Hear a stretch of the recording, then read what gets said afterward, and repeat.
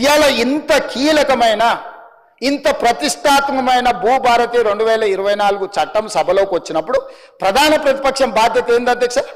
ధరణి నిజంగా అద్భుతమే అయితే భూభారతి లోపభూయిష్టమో రాజకీయ కారణాల చేత కోలి ప్రభుత్వం ప్రవేశపెడితే మమ్మల్ని అడగాలి, మమ్మల్ని కడగాలి, మమ్మల్ని అన్ని రకాలుగా నిలదీయాలి కదా అధ్యక్ష.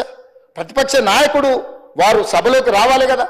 ఎందుకంటే మా అందరికంటే వారికి ఉద్యమకారుడికి ఎక్కువ అవగాహన ఉంది. 80,000 పుస్తకాలు చదివినాను వారు పదే పదే చెప్పినప్పుడు ఆ 80,000 పుస్తకాల యొక్క సారాంశాన్ని రంగరించి వారి మెదడును కూడా కరిగించి వారు సృష్టించిన అద్భుతం అమృతం ఆ ధరణి గురించి వారు వచ్చి లేదా వాళ్ళ పార్టీ తరఫున సంపూర్ణంగా మాట్లాడుంటే బాగుండేది కదా అధ్యక్ష. అది ఈ మాట్లాడితే ఈ భూభారతి మీద చర్చ జరిగితే వాళ్ళ భూభాగవతం బయటపడుతుంది, వాళ్ళ బండారం బయటపడుతుంది. మళ్ళీ ఇంకొక కొత్త విచారణలను కేసులను ఎదుర్కొని జైలుకు వెళ్లాల్సి వస్తుంది. కాబట్టి ఎట్టి పరిస్థితుల్లో ఇది చర్చ జరగొద్దని ఒక తొండి పంచాయతీ తీసుకొచ్చి పెట్టారు అధ్యక్ష. అధ్యక్ష, BSc జరిగింది, బిజినెస్ అడ్వైజరీ కమిటీ మీటింగ్ తమ నాయకత్వంలో జరిగింది. మేము అందరం కూడా వచ్చినాం. గంటల కొద్దీ మాట్లాడినాం. ఆ రోజు 9 అంశాలతో కూడుకున్న రిప్రజెంటేషన్ వాళ్ళు తీసుకొచ్చి మీకు ఇచ్చిండ్రు అధ్యక్ష. ఈ అంశాల మీద మేము చర్చించాలనుకుంటున్నాం, వీటిని తీసుకెళ్ళండి. 9లో ఈ ఫార్ములా కార్ రేసింగ్ గురించి అడిగినరా అధ్యక్ష? ప్రస్తావన తీసుకొచ్చిరా? పోని వాళ్ళు ఈరోజు ఏమాదం తెస్తారు, FIR 2 రోజుల కింద అయింది కాబట్టి మాకు ముందు తెలియదు అధ్యక్ష. 2023 డిసెంబర్ నుంచి డిసెంబర్ 7 తారీఖు మా ప్రభుత్వం ఏర్పాటు చేసి నేను బాధ్యత తీసుకున్న రోజు 3-4 రోజుల తర్వాత ఆ FEO సంబంధించిన ప్రతినిధి నా దగ్గరకు వచ్చి గతంలో మేము KTRతో ఈ రకమైన ఒప్పందాలు చేసుకున్నాం, మాకు లావాదేవీలు ఉన్నాయి, మాకు వ్యవహారం ఉంది, దీన్ని కొనసాగించాలని నా దగ్గరకు వచ్చిన అధ్యక్ష. ఇప్పటి దగ్గర అక్కడ ఫోటో ప్రదర్శిస్తూ అఫీషియల్గా చీఫ్ మినిస్టర్గా నేను అపాయింట్మెంట్ ఇచ్చిన అధ్యక్ష. ఏ సంస్థ అయినా ఏ వ్యక్తి అయినా ఈ రాష్ట్రంలో పెట్టుబడులు పెట్టుంటే ఈ రాష్ట్రంలో ఏదైనా అంశం ప్రస్తావించదలుచుకుంటే ఫ్రీగా ప్రజలకు ప్రజా దర్బార్ నిర్వహించిన అధ్యక్ష. ధూల్పేటలో గుడంబ అమ్ముకునేటోడు కావచ్చు, లేదా ఇంకెక్కడైనా ఏదైనా నేరంలో ఇరుక్కున్న ఆరోపణలు ఎదుర్కొంటున్నాడు కావచ్చు, ముఖ్యమంత్రి నా దగ్గర వచ్చి చెప్పుకునే స్వేచ్ఛ ఇచ్చిన అధ్యక్ష. అతను ఎదుర్కొంటున్నది నిజమైన ఆరోపణనేనా, నిజమా కాదా, వాస్తవమా అవాస్తవమా, ఎవరు వచ్చినా చెప్పుకునే స్వేచ్ఛ. నేను నా ఇంటి దగ్గర రోజు వందలాది మంది నేను కలుస్తా అధ్యక్ష. ప్రతిరోజు సెక్రటేరియట్లో మీకు తెలుసు 4 గంటల నుంచి 8 కానీ 9 కానీ ఎన్ని వందల మంది వచ్చినా ప్రతి ఒక్కరిని కలుస్తా, ప్రతి ఒక్కరితో ఫోటో దిగుతా. ఈ FEO సంస్థకు సంబంధించిన ప్రతినిధి ఈ కార్ రేస్లకు సంబంధించి చర్చించాలంటే నేను అపాయింట్మెంట్ ఇవ్వకుంటే ఎందుకుంటా అధ్యక్ష? ఏముంది అధ్యక్ష? నేను దిగిన ఫోటో అధ్యక్ష, ఆ ఫోటో నేనే దిగిన, వాళ్ళని పిలిచినా నేను. వాళ్ళు వచ్చి కలుస్తామంటే రమ్మన్నా, వచ్చి కలిసారు. కలిసిన తర్వాత ఈ విషయం ప్రస్తావించారు. ఈ విషయం ప్రస్తావిస్తే నేను అడిగిన మాకేం సంబంధమయ్యా, మాకేం సంబంధం, దీంట్లో ప్రభుత్వం ఎందుకు డబ్బులు ఇస్తుందని. లేదు సార్ KTR మేము చీకట్లో మాట్లాడుకున్నాం, అదంతా సెట్ అయిపోయింది సార్, జర్ర మీరు అంటే ఇక వేసేసుకొని వెళ్ళిపోతాం సార్, ఒక 600 కోట్లు జర అని రా సార్ అని వచ్చారు. అనే ముందర ఫస్ట్ అయితే అధికారులను అడుగుదామని చెప్పి ఆయన చెప్పిన తర్వాతనే దీని వెనకాల ఉన్న వ్యవహారం ఏంది అనేది నేను అధికారులను పిలిచి అడిగిన అధ్యక్ష. ఆ ప్రతినిధి వచ్చి నన్ను కలిసి నువ్వు అని అడగకపోతే నా దృష్టికి ఇంత తొందరగా వస్తుండేనో రాకపోతున్నా నాకు తెలియదు అధ్యక్ష. నేను ఎందుకు పూర్తి వివరాలు ఇక్కడ చర్చిస్తలేనంటే, 1 ACB విచారణ చేస్తుంది, కేసు అయింది. 2 హైకోర్టులో KTR గారు వెళ్ళారు. ఈ 2 శాఖలు నా దగ్గరనే ఉన్నాయి.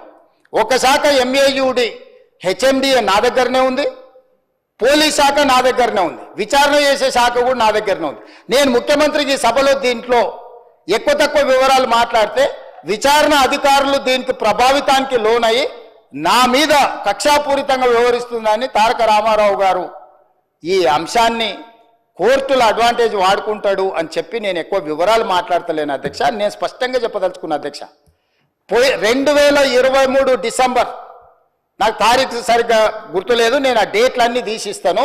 2023 డిసెంబర్ నుంచి 2024 డిసెంబర్ ACB FIR చేసే వరకు క్రొనాలజికల్గా జరిగిన అన్ని వివరాలను తొందరలోనే నేను అందరి ప్రజలకు వివరిస్తా.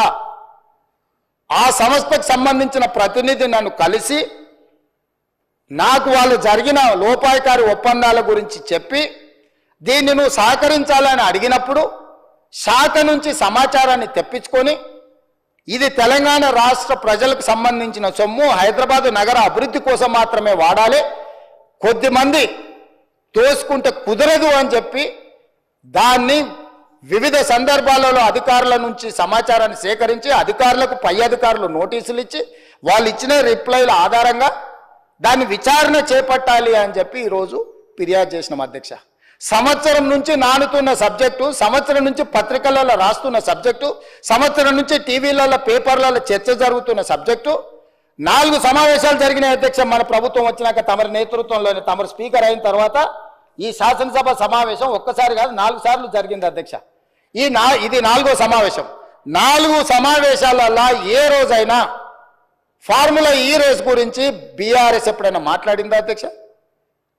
ప్రపంచంలో ఉండే చంద్రమండలంలో ఉండే ధూళి దుమ్ము గురించి అనకాపల్లి నుంచి అమలాపురం నుంచి అమెరికా వరకు కేటీఆర్ గారు అన్ని విషయాలు మాట్లాడిండు. ట్విట్టర్ పిట్ట రోజు విషయాలను ప్రస్తావించిన ఏ రోజు అన్నా ఈ ట్విట్టర్ పిట్ట ఈ ఫార్ములా ఈ రేస్ గురించి ఎప్పుడైనా మాట్లాడిండు అధ్యక్ష?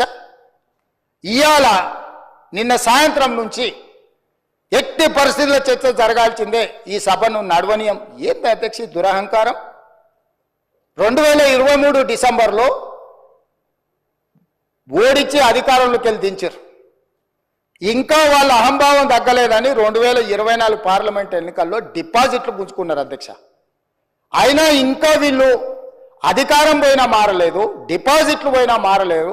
ఈరోజు మెదడు కూడా పోయినట్టుంది అధ్యక్ష వాళ్ళు చేస్తున్న అల్లరి చిల్లర పనులు చూస్తుంటే. అధ్యక్ష, మనం బాధ్యత కలిగిన ప్రజాప్రతినిధులం.